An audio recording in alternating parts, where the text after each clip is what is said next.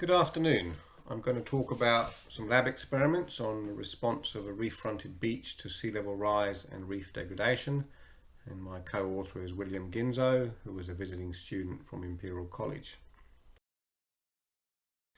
Very quick outline. So what's the motivation for the work? A very brief outline of previous work, and then the experimental setup, followed by results and implications of those experiments, and final conclusions. So, reef-fronted beaches protect many beaches worldwide, and that's because they reduce the wave height in the nearshore zone, and that was well illustrated by Ferrario et al. 2014. But with sea level rise or the loss of reef flat elevation through coral mortality, then the water levels will change over the reefs, and we might expect to lose some of that protection. So, if this reef is degraded or the water level increases, we expect more energy here. The question is what happens at the shoreline. Now, there's many different possible configurations of these systems. We could have a simple 1D system or a 2D fringing reef system. And we've tried to do some modelling of both of those before for 1D barrier systems and the 2D case. And that's published in those references there. This case here, we're going to focus on the 1D barrier system because that's what we can do most simply in the laboratory.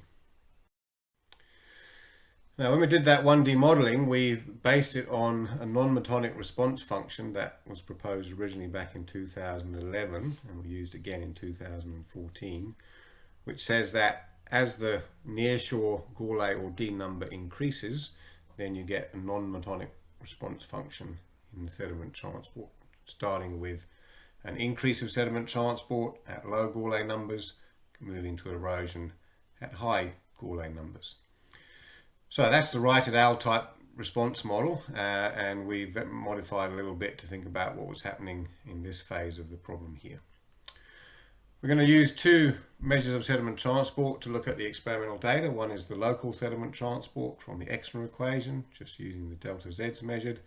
And the other one is bulk sediment transport, which we've used for a few years now, which is the integral of Q, little q, over the profile and tells you whether you have overall onshore transport or overall offshore transport.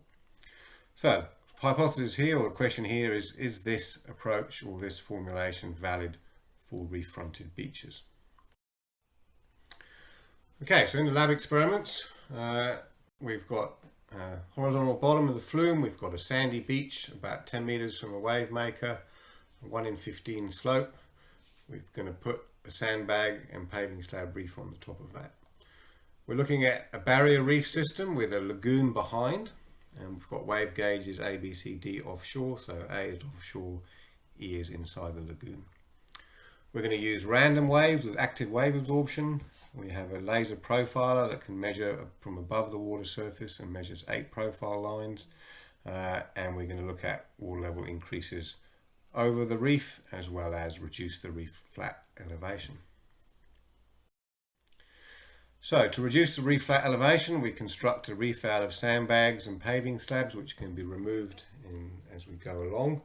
They're a smooth surface to represent a degraded reef which has lost most of its coral. And we can remove essentially 20 millimeter slabs at a time. So two experiments, sea level rise with no reef loss and reef loss with no sea level rise. Those are the two configurations we're going to consider. So experiment A, that's the first one, rising water level, constant crest elevation of the reef. Wave heights here are 0.1 meters, wave period 1 second, Gaulet number about 2.5. And the depth of the reef varies from shallow to sufficiently large so that we essentially don't have breaking over the reef crest. Experiment B, decreasing reef crest elevation but constant flume water level, slightly larger wave height, and again the depth over the reef from very shallow up to the case where we have no breaking. We've removed all the sandbags as well. Now the duration here is only about 2 hours, which is not sufficient to get each case to equilibrium, so there's some caveat there. Equilibrium tests typically take 10 to 20 hours in this flume, and it was too time consuming to run multiple configurations in that case. So we have to keep that in mind. Okay, so the first test with rising water levels and constant crest elevation, we're plotting on the left-hand panel wave height versus flume water depth. Offshore gauges stay pretty constant as we'd expect, but the wave heights over the reef and in the lagoon increase as the flume water depth increases. Now simultaneously, we're looking at the setup now on the right-hand panel, setup versus flume water depth. The setup offshore, the set down offshore is pretty much constant, but over the reef and in the lagoon, the setup starts large as when the water is initially shallow, but then essentially reduces down to zero as we increase the flume water level. So the lagoon wave heights and the Gourlay or D number increase with sea level rise, but the lagoon setup decreases with sea level rise, counterbalancing the increasing offshore water level to some extent. If we look at the total sediment transport integrated over the whole profile, as that behaves as we increase the wave heights in the lagoon, then we find that we get a period of accretion with a period of erosion and then a fairly lengthy period of accretion, and then finally as we increase the water depth larger we turn around and have an erosive phase again. So in that case we have a cyclic berm growth by overwash followed by erosion at the next higher water level, which is why this is a bit erratic, but eventually as that berm is growing we get onshore transport during that phase of the process. Looking at the relative shoreline position versus the flume water level, then the red line indicates the Brun rule expectation and the blue line is the shoreline at z equals 0 essentially, and that recesses along with the Brun rule, but there's a period where it gets interrupted and the recession is not as fast as the Brun rule predicts, and that is occurring when we have this period of onshore transport. So onshore transport reduces the shoreline recession compared to the Brun rule, and we've done other work on that recently with non-reef fronted beaches, but again there's a bit of a caveat there because we haven't run those cases to equilibrium. With the decreasing reef crest elevation, we see the same sort of pattern in terms of the wave heights. Offshore wave heights stay roughly constant, but the wave height over the reef crest and in the lagoon increases as we lower the reef flat elevation down. And similarly to the previous case, we're looking at the setup now versus the reef depth. We find that the setup over the reef crest and in the lagoon reduces pretty much back down to 0 as we degrade the reef. So again, there's a counterbalancing effect there in the sense that we started off with a high setup initially when we had a fully functioning reef, but as we degrade the reef then we get less setup in the lagoon. So the lagoon water levels are actually falling compared to their condition when the reef was fully functioning. So lagoon setup is decreasing with a loss of reef elevation, and that's a sort of reverse Brun rule type of effect occurring inside the lagoon. If we look at the beach profiles in that particular case, so this is now again the beach profiles for decreasing reef crest elevation. The cyan ones correspond to the original reef crest, ZC equals 0 at the still water line, and moving to the magenta lines, which is a degraded reef with a deeper reef crest. So we start off with the cyan lines and we see that we get a berm built on the upper profile, and we actually get onshore transport as that water level of the reef crest level starts to decrease.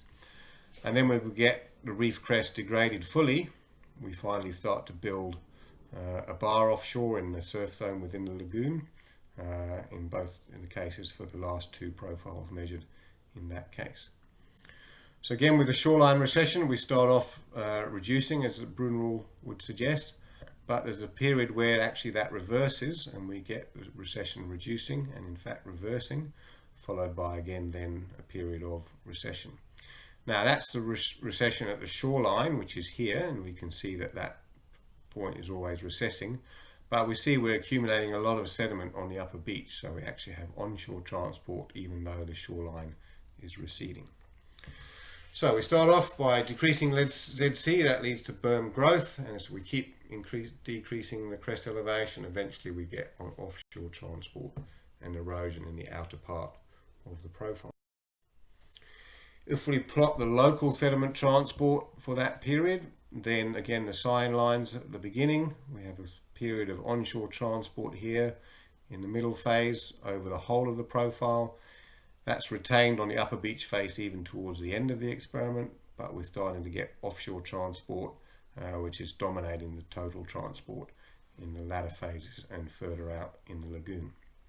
So in this case, if we plot the total transport Q versus the Gaulet number in the crosses, we start off increasing, turn around, and we start to get then erosion as the reef crest is fully degraded. So, and the conceptual sketch, the non-metonic model is given by the solid line there, and the data tend to match that reasonably well. So, as we degrade the reef, we get onshore transport, okay, followed by erosion at later times, and the non-monotonic function Q versus omega has a maximum when the lagoon setup reduces towards zero, and then after that you start to get the erosive phase occurring. So, in conclusion, sea level rise and reef degradation lead to both planform changes in the shoreline behind reef-fronted beaches and recession of the shoreline. If you have a salient there, the shoreline recession can be very large indeed. Experiments here undertaken to verify the theoretical model proposed back in 2011 and 2014. Now, we find that the rising sea level or loss of reef setup, or loss of crest elevation rather, is counterbalanced by a decreasing lagoon setup, and that means the shoreline recession deviates from the Brun rule. And we do find that the response is non-monotonic as a function of total transport versus Gaulet number, and that non-monotonic function is verified for reef-fronted beaches. So that gives us some confidence in the modelling we did back in 2014, but again, this is a very simplified scenario. So there's many cases where the real cases will be far more complicated. Thank you very much, and we'll take some questions now.